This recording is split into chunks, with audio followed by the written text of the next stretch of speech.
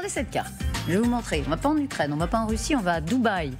Mais voilà, Dubaï, vous voyez où c'est sur la carte? C'est un des Émirats arabes unis. Eh bien, on s'y croirait. Ou à Moscou. Parce que il y a les mêmes restaurants, il y a les mêmes boutiques, il y a même des écoles russes. Le chiffre qui dit tout, vous voyez, regarde ce que dit une Russe, c'est presque la Russie. Un peu partout, on trouve des restaurants, des salons de beauté, des écoles russes. Et dans les supermarchés, on trouve tous les produits que l'on achetait auparavant à Moscou. Il y a un chiffre, c'est qu'il y a 4000 millionnaires russes qui se sont installés dans cet émirat l'an dernier, en 2022. Ils se sont ajoutés aux Russes déjà installés. Et là, on parle seulement des millionnaires. Ils s'y installent parce que dans cet émirat, eh bien, les sanctions internationales ne sont pas appliquées. Les Russes peuvent vendre le blé, peuvent se faire payer comme si de rien n'était. On comprend mieux donc pourquoi les sanctions, on le dit, ont un effet limité. Il y a un reportage édifiant qui est paru dans les colonnes de votre journal hier matin, dans les Figaro Économie, qui relate ça très précisément. Et vous avez confirmé avec vos propres sources, Nargis Adji. Alors, comment ça se passe? Dites-nous. Eh bien, tout d'abord, il faut savoir qu'avant la guerre, ils étaient environ 40 000 Russes à Dubaï. Ils sont aujourd'hui jusqu'à 60 000 dans l'Émirat, soit une augmentation de 50%. On ne parle évidemment pas de n'importe quel Russe. Ils sont riches, ils sont même très riches. Selon une enquête donc, du Figaro, ce sont principalement des magnats de l'acier, de l'aluminium ou encore du pétrole. Et regardez donc ce chiffre inouï, vous l'avez dit Elisabeth, en 2022, 4000 millionnaires russes se sont installés aux Émirats arabes unis, dont beaucoup à Dubaï. Alors ils dépensent énormément d'argent. Cette propriété, par exemple, on va vous montrer les images, 76,2 millions de dollars a été achetée par un milliardaire russe il y a quelques mois, une vente record. Il s'agit d'une villa de 3000 m² face à la Palm Jumeirah, l'un des quartiers les plus prisés de Dubaï. Il y a 10 chambres, vous le voyez, 2 piscines, une intérieure, une extérieure, une salle de sport. Il y a même un salon de coiffure. Et si tout ça ne suffisait pas, eh bien, il y a également, attention, une plage privée. Alors, ce qui est notable, c'est que les précédents records d'achat dans l'immobilier pour les Russes concernaient plutôt les villes telles que New York, Hong Kong ou encore Londres. 3 destinations finalement dans lesquelles ils ne sont plus vraiment les bienvenus aujourd'hui. C'est donc bien le signe que la guerre a fait affluer les Russes vers Dubaï. Ils sont désormais, vous allez le voir sur ce classement, les tout premiers acheteurs dans l'Émirat. En un an, ils ont dépassé le Royaume-Uni, l'Inde, l'Italie et la France. Alors pourquoi Dubaï ?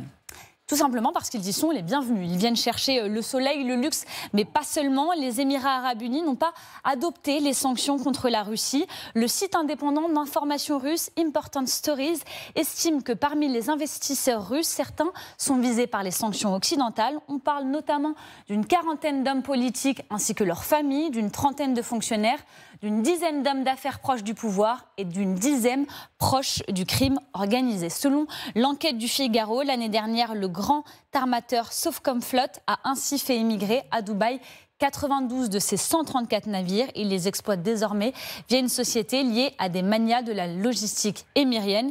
Et tout le monde y trouve son compte. L'Inde, par exemple, a augmenté ses achats en pétrole russe de 25%. Et désormais, elle ne règle plus en dollars, mais bien en dirhams émiriens. Et les Émirats arabes unis ne comptent pas coopérer avec les pays occidentaux, notamment parce que les Russes font tourner à plein régime l'économie du luxe. Ils ouvrent aussi des restaurants, des clubs russes. Ils organisent aussi des concerts avec des pop stars venus tout droit de Moscou. Et malgré le choc des températures, aucun risque de dépaysement.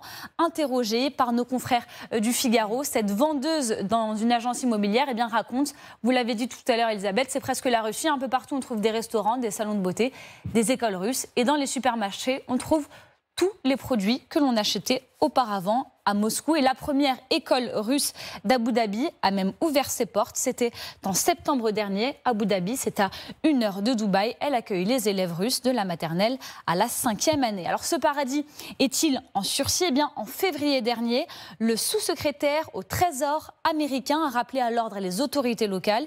Il les a accusés de ne pas prendre les sanctions contre la Russie ou certains oligarques. Pour le moment, aucun signe de changement politique des autorités émiraties. Oui, ça n'a rien changé pour l'instant. Merci beaucoup Nargis, c'était très complet et très édifiant quand même. Hein. Très édifiant de voir que ce petit émirat est devenu effectivement pas seulement le refuge d'opposants, mais surtout la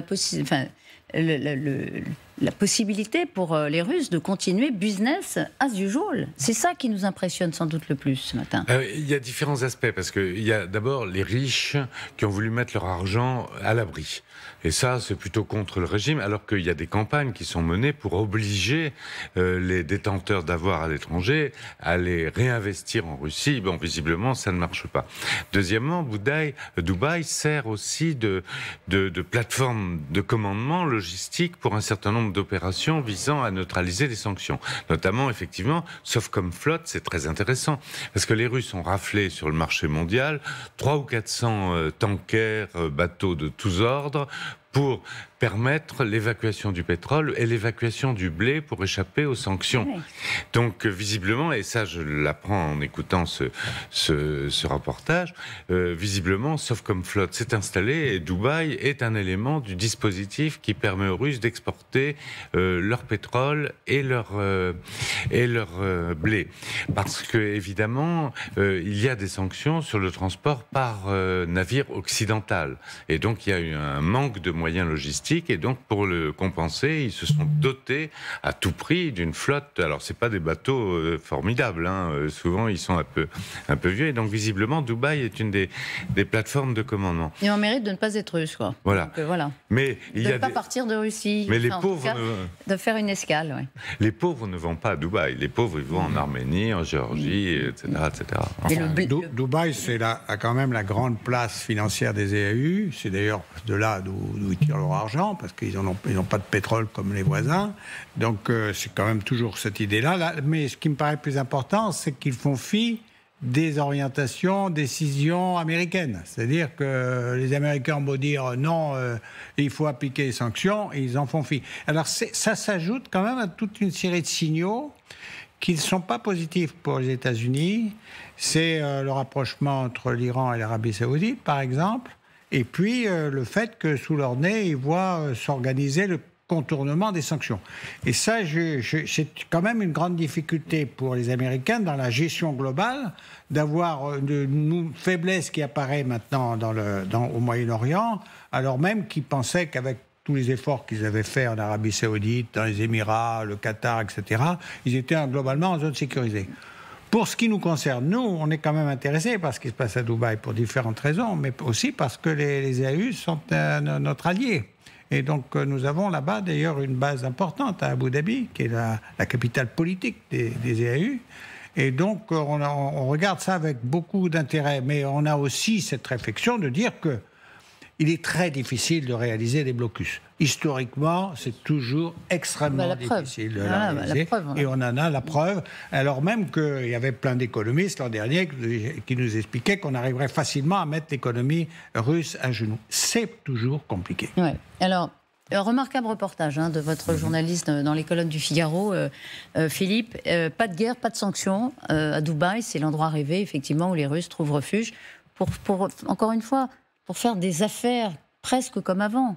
Oui, c'est-à-dire, on sait maintenant depuis des mois que les sanctions américaines ne se sont pas transformées en embargo contre la Russie. Il y a trop de pays dans le monde, en Asie, en Afrique, dans le Golfe, qui ne veulent pas appliquer les sanctions et qui s'efforcent de rester en dessous du radar, de ne pas prendre parti et de faire du business. Donc ça, évidemment, Dubaï est en position de force, parce que c'est déjà un hub financier, il y avait déjà énormément de Russes. Donc, on a vu, par exemple, les yachts affluer dès le lendemain du début de la guerre à Dubaï et à Abu Dhabi, parce que c'était un havre, ils quittaient les ports de Monaco pour aller là. Donc, ça, c'est clair qu'au niveau du business, c'est très utile. On sait maintenant que 70% du blé qui arrive, et on du est blé russe qui arrive en Égypte passe par... On est impuissant à empêcher ça. On n'a pas de levier. Parce qu'il y a trop de pays dans le monde qui n'acceptent pas de s'engager derrière les sanctions. Donc ça veut dire que le filet est plein de trous béants. Et du coup, ce qui ajoute en plus l'intervention diplomatique de la Chine sur cette région du Golfe, avec l'accord entre les Saoudiens et les Iraniens, qui permet aux autorités locales de se dire que bon, les Américains, gardez vos distances parce qu'on n'a pas que vous comme interlocuteur. Et puis, il y a juste un mot sur l'aspect de l'exode des personnes.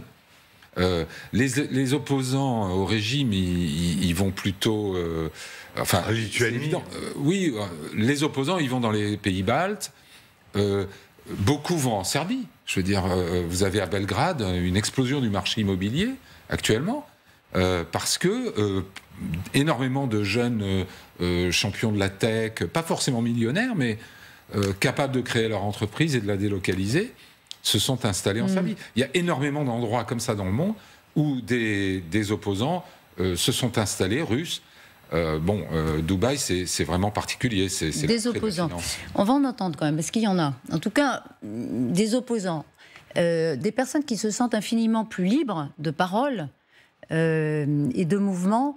Par exemple, cette avocate, écoutez-la, à Dubaï, elle dit, voilà, je ne me sens pas, je ne veux pas dire persécutée, c'est pas exactement ce qu'elle dit, mais voilà, je peux dire ce que je veux d'une certaine façon. Regardez. Dubaï est une ville internationale.